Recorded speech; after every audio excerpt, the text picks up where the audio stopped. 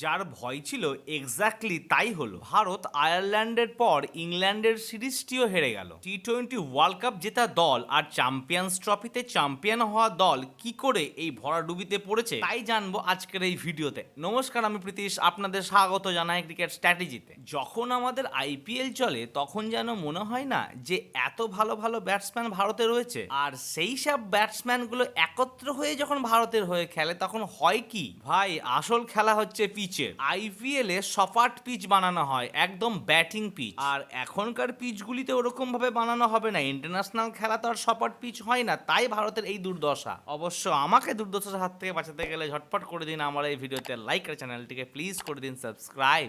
ইংল্যান্ডের বিরুদ্ধে সিরিজ তো হেরে গেল, তাহলে আয়ারল্যান্ডের মতো কি ইংল্যান্ডেও হোয়াইট ওয়াশ হতে চলেছে ভারত? ভারতের যা গো বেচারা অবস্থা, হোয়াইট ওয়াশ হয়ে গেলেও কোনো আশ্চর্যের ব্যাপার থাকবে না। এই সিরিজের প্রথম ম্যাচ বৃষ্টির জন্য ভেস্তে যায়, ফলে টি-20 বিশ্বকাপে পরপর দুবার চ্যাম্পিয়ন ভারতীয় দল এই ফরম্যাটে টানা 6 ম্যাচে জয়হীন থাকলো। শ্রেয়াস আইয়ার টি-20 ফরম্যাটে ভারতীয় দলের অধিনায়ক হওয়ার পর থেকে কোনো ম্যাচেই জয় এলো না। অ্যাজ এ ক্যাপ্টেন এর থেকে খারাপ শুরু হয়তো আর কোনো ক্যাপ্টেনের আজ পর্যন্ত হয়নি। তবে thanks god, ultimately Shreyas Iyer ব্যাটে রান পেল। সে করলো 49 বলে 80 রান। টসে জিতে প্রথমে ব্যাটিং করতে নেমে 7 উইকেটে 158 রান করে ভারতীয় দল। ক্যাপ্টেনের সাথে শিবম দুবে ছোট্ট একটু 22 রানের ইনিংস খেলে। বৈভব সূর্যবংশী প্রথম ম্যাচে 14, তারপরে 13, তারপরে 15 রান করতে পারে না, তার দিকে আমি একবারও আঙুল তুলছি না। বাট বাকিরা করছেটা কি? অভিষেক শর্মা, ঈশান কিষান, শিবম দুবে, তিলক বর্মা, ওয়াশিংটন সুন্দর, সব যেন নামেই বড় বড় প্লেয়ার। খুব চেষ্টা করে ভারত 20 ওভারে 7 উইকেট হারিয়ে 158 রান করে।